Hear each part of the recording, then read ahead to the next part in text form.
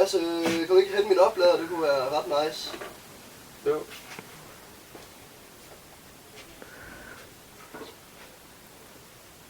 Ja, så kan du... Ja, det var fedt. Ja, så tak. Ja.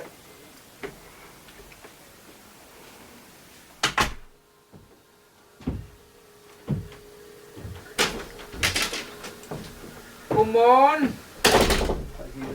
Hold da op, du ser frisk ud i dag. Ja, hvad så med dig?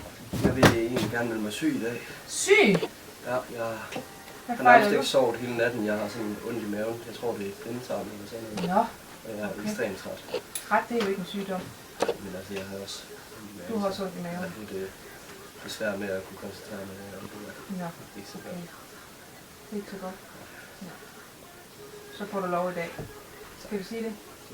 Gå over og læg dig, god bedring.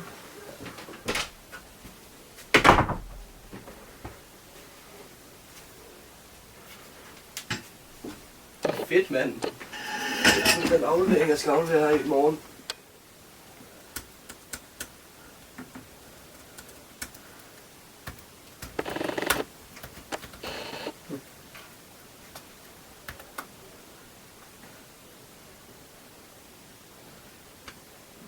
Fuck, det er han er altså bare sygt klam, han er. Det er virkelig irriterende til tøj. Han er ligesom ikke hans laver, vel?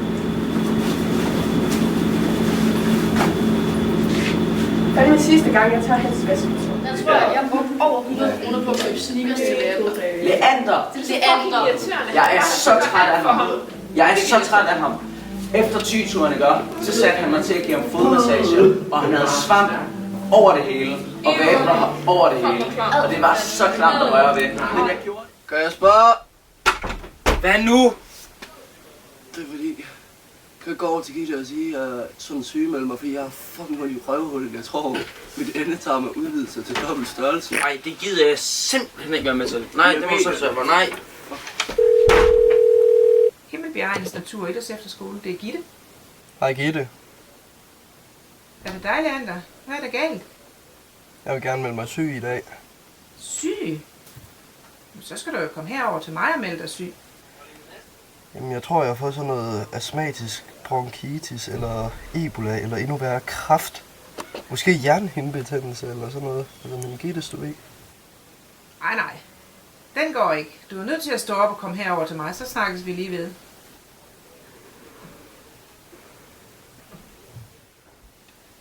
Leander, jeg fandt sådan en bitte banan. Jeg tænkte, det var godt med en livsstilsændring efter alt det slik. Nej. Tror du for en homo, eller hvad? Jeg er så ligeglad med din seksuelle overbevisning. Bare få mine penge.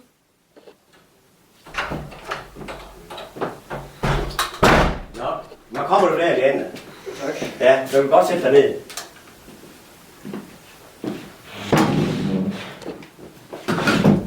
Nå, Leander, jeg har fået en del klager på dig fra lærerteamet af her på det sidste. Sikkert. Du laver simpelthen ikke noget i timerne. Du er doven, og du bidrager ikke til fællesskab på nogen som helst måde. Lars, for helvede, altså. Jeg skaber arbejdspladser på den her skole, så det er jo sådan meget fedt, kan man sige. Jeg håber ikke, det her kommer bag på dig, Leander. Jeg synes ikke, du tager det særlig alvorligt, det her. Det er faktisk en alvorlig sag, vi sidder over lige nu. Så på baggrund af de samtaler i aften med lærerne, og den måde, jeg sådan registrerer dig på i hverdagen, så er jeg nødt til at sende dig hjem. Så ses vi på mandag, det gør vi ikke, altså. Nej, det er helt hjem.